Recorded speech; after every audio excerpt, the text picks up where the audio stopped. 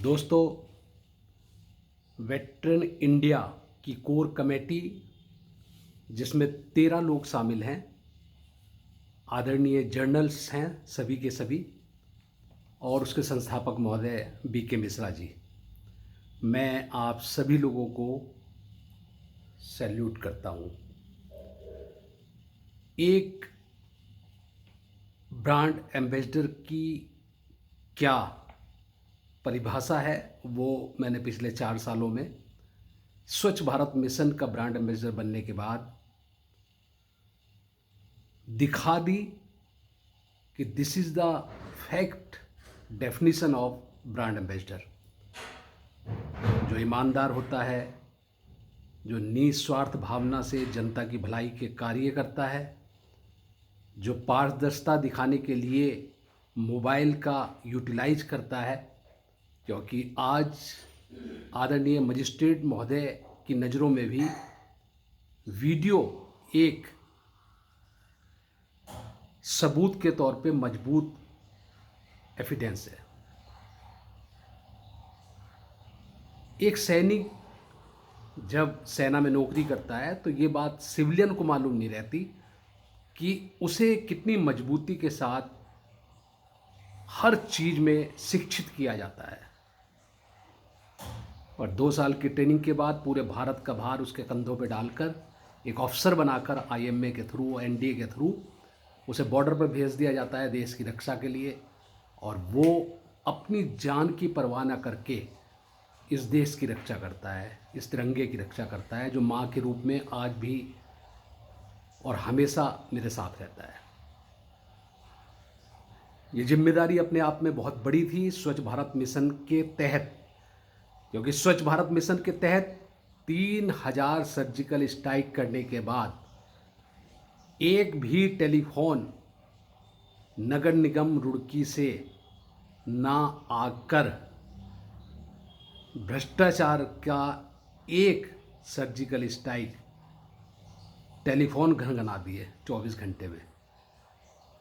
मैं आपके चरणों में, जितने भी जर्नल्स हैं कोर कमेटी में, अपना ये पहला सर्जिकल स्ट्राइक पेश करता हूँ फूलों के समान, इस वेटरन इंडिया को नमन करते हुए कि किस तरह हम भ्रष्टाचार मुक्त भारत, जो मोदी जी का दूसरा सबसे बड़ा अभियान है और जिसे दूर करने के लिए सैनिकों को इस जंग में उतारा गया है, कामयाब होंगे।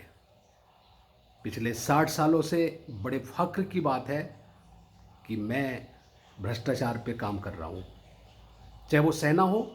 40 साल की सर्विस मैंने सेना में बिताई है। मेरी जन्मपत्री चैलेंज करता हूँ मैं, निकाल के देखी जा सकती है और देख ली होगी जितने भी जर्नल्स हैं, क्योंकि मुझे ब्रांड एम्बेसडर बनाने में वेटरन इंडिया ने काफ़ी टाइम लगाया, काफ़ी वक्त लगाया, क्योंकि मैं कोई पोस्ट लेना नहीं चाहता था। इसमें नेशनल सेक्रेटरी तक के पोस्ट मैंने रिजेक्ट कर दिए थे, क्योंकि मैं कुछ देने आया हूँ, कुछ लेने नहीं। एक ब्रांड एम्बेसडर आदरणीय प्रधानमंत्री जी ने मुझे स्वच्छ भारत मिशन में काम करने का मौका दिया। इससे बड़ा सम्मान मेरे लिए और क्या हो सकता है। राष्ट्रपति अवार्ड सब इससे तुच्छ हैं मेरी नज़रों में, एक सैनिक की नज़रों में, जो प्रधानमंत्री जी ने मुझे सम्मान दिया। मुझे बहुत दुख के साथ बताना पड़ रहा है कि हमारे कमांडेंट महोदय ने आज से 8 साल पहले, जब मेरा नाम पहला ही मुझे सम्मान राष्ट्रपति अवार्ड के लिए घोषित किया, तो मैंने उन्हें सैल्यूट मार के यही कहा अक्सर कि ये सम्मान मुझे मिल चुका है, क्योंकि इसे यदि आगे भेजा गया तो भ्रष्टाचार में विश्व में पहला नंबर भारत का है। बलात्कार और भ्रष्टाचार में इसे रोक दिया जाएगा, क्योंकि ये इनाम कन्हैया जैसे, ये इनाम एकता कपूर जैसे लोगों को दिए जा सकते हैं पैसों के बल पे। किस तरह, मेरे पास सबूत है। जब भी मांगेंगे मैं आपके चरणों में निछावर कर दूंगा। आदरणीय मोदी जी से भी मैंने टाइम मांगा था, लेकिन बहुत बिजी हैं वो। फिर भी नमस्कार मेरा उन्हें, क्योंकि उनसे भी मन की बात मेरी की जाएगी। मुझे बहुत खुशी है कि अपनी ईमानदारी के बल पे मैंने यहीं से बैठे बैठे पीएमओ ऑफिस की भी सर्जिकल स्ट्राइक करी थी। जब मुझे 2 साल तक टाइम नहीं दिया गया मेरी एप्लीकेशन देने के बाद, जिसके सबूत मेरे पास मौजूद है। खैर, जो भ्रष्टाचार करेगा वो आसाराम की तरह और लालू प्रसाद यादव जी की तरह जेल में चक्की पीसेगा, ये सरकार ने बता दिया है। और ये विश्वास आम जनता के दिलों में बसा हुआ है मोदी जी के प्रति, सरकार के प्रति।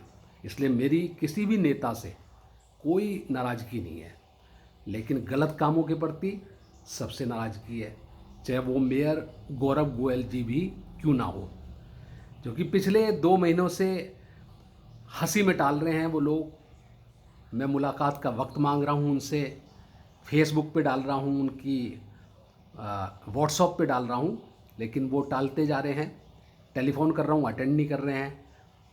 अभी परसों ही एक रूल्स निकला कि यदि उच्च अधिकारी आम जनता का टेलीफोन अटेंड नहीं करेंगे तो सख्त से सख्त कार्रवाई हो। तो मैं ये पूछता हूँ कि यदि कोई नेता आम जनता का टेलीफोन अटेंड नहीं करेगा, उस पर क्या कार्रवाई होगी? सर, उस पर भी तो रूल बनाइए। उस पर रूल क्यों नहीं? आईएएस अफसर पे तो रूल है, एसडीएम अटेंड नहीं करती तो रूल्स हैं कि उन पर सख्त कार्रवाई की जाए, कमिश्नर अटेंड नहीं करती तो उन पर रूल्स हैं कि वो कार्रवाई की जाए। लेकिन सर, नेता की भी तो जनता के प्रति कुछ वफादारी होनी चाहिए। उससे पहले तो वो बहुत टेलीफोन करते हैं, घर पे भी आते हैं, पैरों पे भी गिरते हैं, हमारे पैरों को छू छू के जाते हैं। ना जाने कितने पार्षद आए अभी पिछले ही चुनाव में। तो ये हमारे सुझाव देश के हित में होंगे, जनता के हित में होंगे और भ्रष्टाचार के खिलाफ होंगे। हमारी सरकार से यही निवेदन है, भ्रष्टाचार हम हटाएंगे, हम दिखाएंगे आपको। पूरी इंडिया का ब्रांड एम्बेसडर बनने के बाद यहीं से बैठे बैठे हम सिखाएंगे अपने जवानों को, जो पूरी इंडिया के हर शहर, हर गांव, यहाँ तक कि विश्व के हर शहरों में, हर कंट्रियों में मौजूद हैं और वेटरन इंडिया से जुड़े हुए हैं, जिस पर आदरणीय डिफेंस मिनिस्टर की तीखी नज़र है। क्योंकि पूर्व सैनिकों के साथ कोई भी बदसलूकी ना हो, इस बात को बार बार कहा जा रहा है। क्योंकि भ्रष्टाचार पे जब हथियार चलेंगे तो अच्छे अच्छे हिलेंगे दोस्तों। तो इसलिए छोटा मुद्दा नहीं है, ये बहुत बड़ा है। और मैं तो प्रधानमंत्री जी को बार बार सैल्यूट करता हूं और उन ईमानदार नेताओं को, जिसमें आदरणीय डिफेंस मिनिस्टर भी हैं, राजनाथ सिंह जी, शाह साहब हैं। ये ईमानदारी की मिसाल हैं, एक किताब है जिन्हें पढ़ा जा सकता है, जो देश के लिए मर मिटने के लिए तैयार है। गद्दारों की बात नहीं करता मैं, गद्दार तो इंडिया में भी हैं, लेकिन उन्हें निकाला जाएगा, जेलों के अंदर डालने का समय आ गया है। किस तरह हमारा काम नहीं होता नगर निगम में एप्लीकेशन देने के बाद, हम बताएंगे। अब किस तरह सड़कों पे गड्ढे बने रह जाते हैं और बयान दिए जाते हैं कि आईआईटी रुड़की से चेक किया जाएगा इसे, तभी ठेकेदारों का पैसा दिया जाएगा, और फिर इस बात को किनारे से सिरे लगा दिया जाता है। हम देखेंगे कैसे नहीं होता है काम, क्योंकि हमारे पीछे अब सरकार की ताकत है। लेकिन जिस दिन सरकार ने इसमें थोड़ी सी भी लापरवाही दिखाई तो हम उसी दिन वेक्टर इंडिया से रिजाइन करने का हौसला रखते हैं। ईमानदारी से कोई भी कंप्रोमाइज़ चाचा चौधरी कभी नहीं करेगा, ना उनके पिता ने करी, ना उनके परिवार ने करी। सबूत के तौर पे आदरणीय कमेटी टीम को मैं दिखा देता हूँ। प्रधानमंत्री का पहला ही letter, and this is the second letter सेनाध्यक्ष महोदय का, जिसमें सलाह मानी गई है कि आत्महत्याओं पे रोक लगाने के लिए चाचा चौधरी जी 5 सुझाव भेजिए। ये एक सेनाध्यक्ष महोदय का अपने बच्चों के प्रति प्यार दर्शाता है ये लेटर। उसके बाद एसओएनसी जो जर्नली होते हैं उनका लेटर, हमारी काबिलियत पे, हमारी प्रशंसा पर। न जाने कितने लेटर्स मैं आपको आर्मी के दिखा सकता हूँ, क्योंकि सम्मान ये होते हैं, ये लेटर होते हैं जो आर्मी जैसी संस्था जो ईमानदार की चादर में लिपटी हुई होती है वहाँ के अफसर देते हैं। बाकी सिविल के मिले सम्मानों को मैं सम्मान नहीं मानता, ये मेरी सोच है। ये सब जनरलों के लेटर हैं, ना जाने कितनी किताबें भरी पड़ी हैं मेरे पास, सब अधिकारियों के बड़े बड़े लेटर्स। कितना देखोगे आप, ये तो भरे बड़े हैं। ये देखिए, कोर ऑफ सिग्नल्स के जनरल्स का लेटर, अपना शरीर तक दान कर चुके हैं हम, और उनके सर्टिफिकेट हैं ये। एंड सबसे पीछे हमने रखा हुआ है हिंदुस्तान के प्रधानमंत्रियों के लेटर्स, जो सिर्फ छलावा करते हैं हमारे साथ, हमारी भावनाओं के साथ। ये देख लीजिएगा, 3-3 लेटर प्रधानमंत्री के, ये देखिए, और ये देखिए 1984 के लेटर्स हैं ये, जब इसी सैनिक ने, इसी जांबाज सैनिक ने अपनी माँ समान इंदिरा गांधी का चित्र अपने खून से बना दिया था। लेकिन उनके बेटे ने 3 लेटर तो भिजवाए गए, लेकिन मिलने का वक्त नहीं दिया, क्योंकि वो तस्वीर वहीं जानी थी। तो ये तो मैंने एक डेफिनेशन बताई आर्मी अफसरों की और नेताओं की। लेकिन फिर भी मैं सभी नेताओं का, सभी पार्टियों के नेताओं का सम्मान करता हूं, क्योंकि मैंने उन्हें बताया हुआ है हमारे रास्ते पे आने की कभी मतलब ये महसूस मत करना कि हम कोई गलत काम करेंगे, आपके खिलाफ करेंगे। हमारा वोट, हमारे चाहने वालों के लाखों वोट, क्योंकि हम जिसे वोट देते हैं हमारे चाहने वाले उन्हें ही वोट देते हैं, लाखों वोट का नुकसान 2 मिनट में होता जाता है। इसलिए हमें समाज सेवा करने दीजिए ईमानदारी के साथ। और नेता हम बन नहीं सकते, हमारे में इतना दिमाग, इतना बुद्धिमानी बिल्कुल नहीं है। तो वो नेता आप लोगों को मुबारक, आप अच्छे काम करिए बस जनता की भलाई के लिए। आज इतना ही,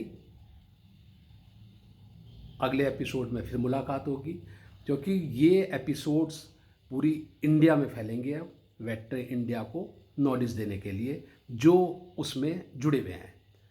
और मेरी उत्तराखंड में भी यही गुजारिश है, जो भी इसमें जुड़ना चाहे, बस सिविलियन भी जुड़ सकता है, वकील जुड़ सकते हैं, आईएएस अफसर जुड़ सकते हैं, डॉक्टर जुड़ सकते हैं, किसी के लिए कोई मनाही नहीं है।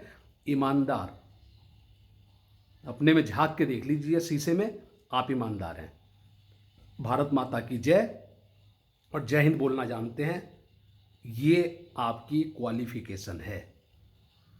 बाकी सब लोग इसमें जुड़ सकते हैं। एक आइडेंटिटी कार्ड्स फ़ख्र के साथ आप भी बनवाइए, अपनी ईमानदारी का सबूत है ये आप ईमानदार हैं। क्योंकि कोर कमेटी की तीखी नज़रें पहले उसका पूरा बायोडाटा देखती है, उसके बारे में जानकारी लेती है, उसके बाद ऐसे आई कार्ड इशू होते हैं। ब्रांड एम्बेसडर तो एक ही है, एक ही रहेगा पूरे हिंदुस्तान का, लेकिन और बहुत से पद हैं। डिस्ट्रिक्ट प्रेसिडेंट है, नेशनल सेक्रेटरी है, बहुत से पद हैं ऐसे। तो मैं आज से ऑफ़र करता हूँ, ये ऑनलाइन रजिस्ट्रेशन भी करा सकता है। वेक्टर इंडिया में आइए, जो भी ईमानदार लोग हैं, चाहे वो सर्विस करते हो, वो भी इसमें जुड़ सकते हैं। Thank you.